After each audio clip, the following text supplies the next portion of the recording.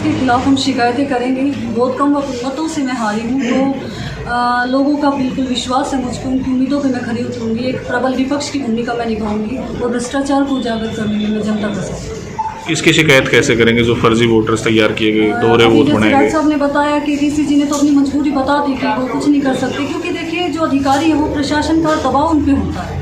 तो कोर्ट जाएंगे और कोर्ट ही जाएंगे, ताकि जो कैंडिडेट थे जो चुनाव लड़ रहे थे उनको अंदर नहीं जाने दिया जा रहा था, और जो एजेंट थे बीजेपी के वो अंदर जाके बटन दबा रहे थे।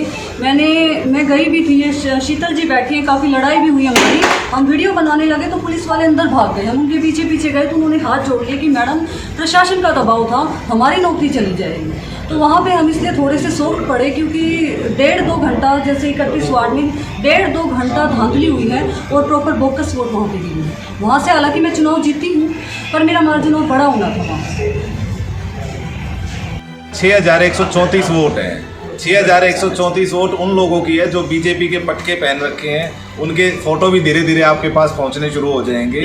और ये 6134 वोट केवल और केवल बीजेपी को चुनाव जिता के गई हैं। इन लोगों को शर्म आनी चाहिए इस बात की कि सरकार बेशक इनकी है, इन्होंने लोकतंत्र की हत्या करी है।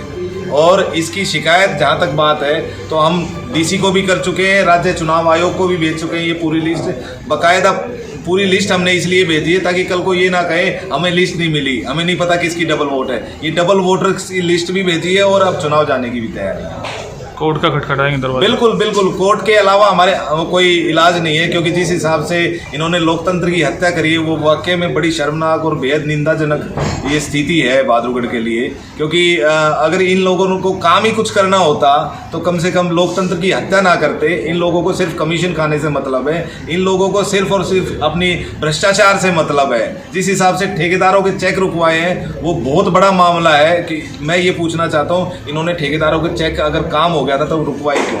इनका मकसद है कमीशन खाना, और ये अपने कमीशन के लिए अब थोड़े दिन में लड़ाई भी मचती दिखेगी। वो कहेगा मैं लूंगा, वो कहेगा मैं लूंगा, और हम कहेंगे हम ना तुम्हें लेने देंगे ना उनको लेने देंगे। ये जनता का पैसा है, जनता के काम आएगा। स्थानीय निर्वाचन अधिकारी को शिकायत की थी? बिल्कुल शिकायत की थी, लेकिन उन्होंने अपनी मना कर दिया कि मैं कुछ नहीं कर सकता, चुनाव हो चुके हैं, मैं कुछ नहीं कर सकता। इसलिए हमने आगे राज्य चुनाव आयोग और कोर्ट का दरवाजा खटखटाया। पहले पता नहीं चला था चुनाव से पहले इसलिए नहीं पता चला क्योंकि ये जो इन्होंने वोटर लिस्ट है, बूथ वाइज वोटर लिस्ट बाद में जारी की। अगर ये पहले जारी कर देते तो इसका पहले भी पता लग सकता था।